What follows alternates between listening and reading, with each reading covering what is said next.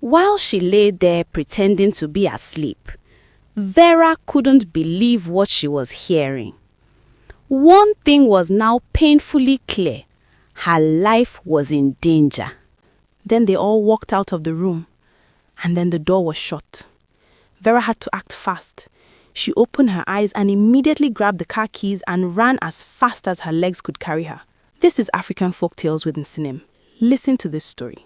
Vera was drop-dead gorgeous, a terrific dancer, but she wasn't very smart. She was a mass communication student by day and a dancer at night. Her father had been a renowned engineer and had sustained an injury at a construction site, and beautiful Vera became the breadwinner. On the day she went to the club, she was invited to the VIP section of the club, and there she met George for the first time. If she had known that in a few months' time she would be fighting for her life, she would have never spoken to him. After dancing for George, he asked for her number, but Vera refused to give it to him. George left but dropped a tip of 500,000 naira. Vera was intrigued, and this went on 3 more times, and on the 3rd time, Vera agreed to go on a date with him. And that was how they started dating. George spoilt Vera with the good things of life. He insisted Vera introduce him to her parents, and Vera did, and George went all out. He bought a new house and moved Vera and her family to the new mansion. In just 3 months of Vera meeting George, her life had completely changed. Then one day, George proposed. George was a handsome man and stinkingly rich. Most women would jump at the opportunity to be his wife, but Vera felt very strange. She told George she would think about it. And when she told her parents, they were overjoyed.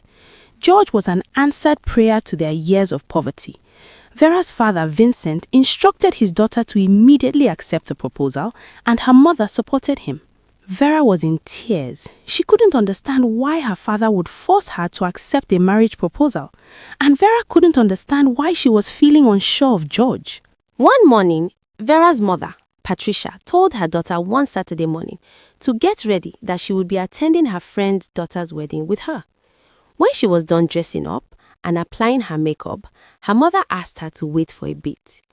Moments after, George drove in with his people, and not long after, a few of Vera's uncles arrived. Right before her, George and his people, an official engagement was carried out between herself and George. As the men poured wine and kola nut on the floor, Vera felt her heart beating like a trapped bird. This was no celebration. This was a trap disguised as tradition. Patricia warned her daughter that if she disgraced the family by objecting, she would take her own life. Weeks after the engagement, a quick wedding was done, and Vera moved in with George, and her life took a different turn. All through the short period they dated, George and Vera had never been intimate. When Vera had purposely slept over at his place, hoping something would happen, nothing did. One night, she had made the first move, and George had declined. He told Vera that he was a religious person and wanted to wait till after the wedding. But on the wedding night, when Vera had tried getting intimate with him, George had declined. He had told Vera that he was tired. The following night, he had complained of an headache. The 3rd night was a stomach upset. 2 weeks after, with different excuses in between, Vera had become frustrated and increasingly worried. She was alarmed that her husband, that couldn't wait to marry her, had refused to consummate their marriage. It was as if her husband was avoiding her, and she did not know why. But very soon, Vera was going to have much more to be worried about than just a consummation of the marriage. On the 3rd week after her marriage, George went on a 3-day business trip, and when he got back, he told his wife that some friends would be visiting and that she should prepare some refreshments because one of them was celebrating a big business deal. Vera prepared for the celebration. At about 9 in the evening, his friends arrived. They ate and drank, and at some point during the merriment, George offered Vera a sip of wine from his glass. It was a romantic gesture, and so Vera sipped from his glass and woke up the following day. She woke up with a splitting headache on their bed. Her body felt heavy, as though it had lived a night she could not remember. The events of the previous night were a bit foggy. George, noticing she was awake, gave her a peck and praised her for her performances in the bedroom for the previous night. Vera told him that she couldn't remember anything about the performance he is saying she put up in bed with him. George simply told her that she has to take his word for it that she was good. After that night, George went back to avoiding her. The next month, George told her that his friends were coming over again to celebrate. One of the guys was getting married and they were going to celebrate the bachelor's eve at his place. And again, Vera had to cook and be a nice hostess to his friends. Vera did as she was told, and during the celebrations, Vera was in her room and only went in briefly to give them more food. Then George came and told her to join them, but Vera said no. He insisted at least a bite of chicken and a drink would be nice. He insisted and she accepted. After she ate one piece of chicken wing and a glass of wine George offered her, she went back to the room. And she lay down to watch a movie, and then she woke up the next day. And again, George praised her, saying they had been intimate, and again, he was so satisfied with her. Vera became apprehensive. She didn't understand what was going on. Vera observed a pattern. It was as though her husband only wanted her when she was not herself. And of course, George declined any of Vera's attempts to sleep with him for the next couple of weeks. Then George came to her again. He told Vera that his friend bought a new car and would be bringing it to their place to show their group of friends. And of course, there will be a light refreshment. Vera, of course, had no choice but to host them. As usual, she was offered a drink, and just as she was about to drink, they heard a loud bang for their bedroom. Momentarily, their attentions were shifted, and Vera switched the wine glass with his friend's own that was on the coffee table. They turned and watched her sip from it, and then Vera went upstairs. Vera lay still on the bed, her eyes closed, her heart pounding. She then heard George's voice clearly. "She is asleep," he said. Another man laughed quietly and replied, "Good, begin the ritual preparations. The council awaits the final ceremony." George sighed. "I know, she always sleeps off so quickly. Compared to the others, she doesn't even struggle." Vera's blood ran cold. The council, the rituals, others. She realized the truth in that moment. He was using her in dark ceremonies meant to grant wealth and power to those involved. Vera couldn't believe what she just heard. Then they all walked out of the room, and then the door was shut. Vera had to act fast. She opened her eyes and immediately grabbed the car keys and ran as fast as her legs could carry her. They had an automatic gate, and George and his friends were only aware she was escaping when they heard her on the engine and drive out.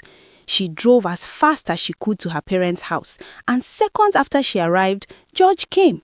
He insisted she must come back home. Her father told George to go home so that they could speak to Vera. He assured George that everything would be sorted out, but more things were about to unravel. The following day, George came back with the police and said Vera stole from him and needs to come back home. At this time, Vera had already told her parents everything. Vera's father insisted the police should leave and that the matter would be settled in-house because it was a family matter. George left, but he wasn't totally gone. He came back with police from another jurisdiction, saying Vera was not mentally stable and should be released to him for treatment. Vera started coughing, and even after taking medications, her condition was not improving. Then her mother invited a pastor, who told them to perform a 1-week prayer.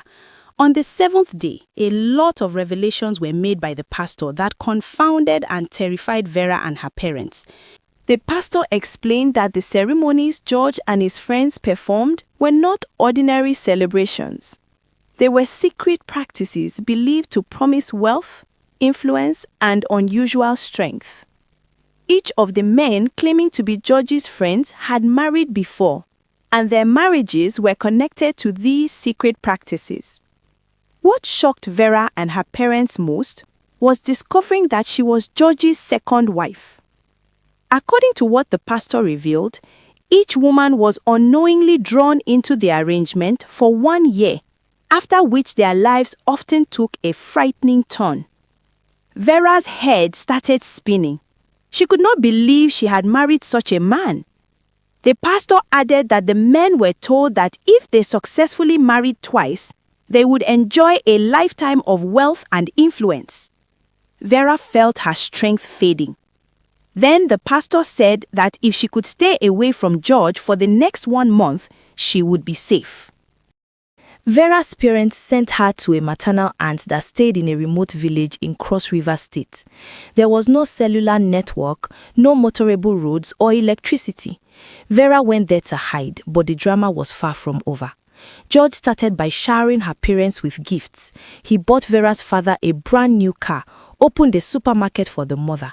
All this was done under 1 week. He convinced her parents that if they bring Vera back to him, he would do more. By the 2nd week, he started threatening to deal with them if they don't produce Vera. By the 3rd week, he started begging, telling them that Vera is not mentally stable and that she has been hallucinating, seeing things that didn't happen. The Monday morning of the 4th week, he arrested her parents. Since there was no cellular network where Vera was, there was no way news could get to her about what was happening to her parents. On the Tuesday of the last week, Vera's dad was taken to an interrogation room where George sat waiting for him. George told Vera's dad that he could make him a billionaire with just a snap of his finger. Imagine what 5 billion naira would do for you. You could marry a beauty queen and live anywhere in the world. The offer was tempting. Indeed, it was. On the last day of the 1 month, Vera had to stay away from George. Word was sent that her father said she could come back home. Let me know in the comment section, do you think George sold his daughter out? Listen and I will gist you. By the time Vera got home, it was already 11 at night. Her parents were in the sitting room. They both broke the news to her that George had gone to the office that morning but had been found unresponsive, sitting on his executive seat. Vera was also told that all of his friends were now dead. Vera couldn't believe how she has escaped death. Vera sank into the sofa, her hands trembling, realizing she had narrowly escaped a fate that could have ended her life. She had survived not because of luck alone, but because she trusted her instincts and obeyed the warnings of those who cared for her. She completed her mass communication degree, but her ambition had shifted. No longer content with ordinary reporting, she began sharing her story with a purpose: to warn, empower, and educate. Her blog and YouTube channel, African Folktales with Vera, became a phenomenon. Through each video, she told tales of courage, intuition, and survival, blending folklore with modern lessons. Her audience grew rapidly, drawn not only to her storytelling, but to the raw honesty that radiated from her. Vera's words were more than entertainment. They were a lifeline for countless young women who had faced betrayal, danger, or deception. But Vera did not stop at storytelling. Using what she remembered of George's schemes, she worked quietly with authorities and NGOs to expose networks of dark rituals. Every investigation she contributed to felt like a small victory, a way to ensure that no other woman would suffer as she had. Each success gave her a thrill, a sense of justice tempered with caution. She became known not just as a survival, but as a force to be reckoned with, a woman who had stared death in the face and refused to be broken. Even as she thrived professionally, Vera struggled with the scars of betrayal. Trust did not come easily. She rebuilt relationships with her family and reconnected with old friends, but she kept her heart guarded. Then, slowly, love returned. Not the flashy, manipulative charm she had once fallen for, but a quiet, steady kind of affection, built on respect, honesty, and shared dreams. Vera realized that the true power of love was not in wealth, beauty, or desire. It was in mutual understanding and unwavering trust. Yet, Vera never forgot the lessons that night had carved into her soul. Every choice, every instinct, every careful step she took afterward was a tribute to the life she had clawed back from darkness. She had become stronger, wiser, and unstoppable. A living testament that even the deepest trauma could be transformed into purpose and power. Beware of the glitter of wealth and charm. Trust your instincts, for they may be the key to your survival. Remember to like, share this story with your loved ones, subscribe to my channel if you haven't, and leave your comments on what you think of Vera's journey. Click on this video on the screen to enjoy more African tales from me. See you there.